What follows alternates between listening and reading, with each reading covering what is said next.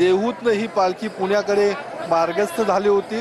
ज्ञानोबा तुकोबांचा जयघोष करत ही पालखी आता पुण्यात दाखल झालेली आहे, पुण्यनगरीमध्ये दाखल झालेली आहे। आणि पुण्यनगरीत दाखल झाल्यानंतर पालखीचं पुणे महानगरपालिका प्रशासनाकडून स्वागत देखील करण्यात आलेलं आहे। महापालिका प्रशासनातील वरिष्ठ अधिकाऱ्यांनी पालखीचं स्वागत या ठिकाणी केलेलं आहे आणि तुकोबा महाराजांची पालखी आज पुण्यनगरीमध्ये पुण्यात मुक्कामी असणार आहे।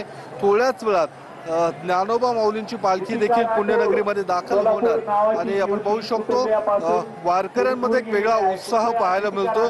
पुणेकरांची देखील मोठी गर्दी या संगमवाडी चौकामध्ये आपल्याला पाहायला मिळते, कारण तुकोबांच्या आणि माऊलींच्या दर्शनाची आस वारकऱ्यांसह पुणेकरांना देखील लागलेली आहे आणि त्यामुळे आपण पाहू शकतो या ठिकाणी मोठी गर्दी पाहायला मिळते आणि सुंदर अशा फुलांनी सजवलेली पालखी ही आता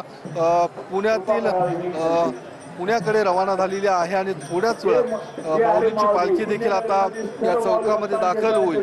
मोठा पोलीस बंदोबस्त देखील या ठिकाणी तैनात आहे आणि पालिका प्रशासनाचे स्वयंसेवक सुरक्षा रक्षक देखील या चौकामध्ये तैनात करण्यात आले।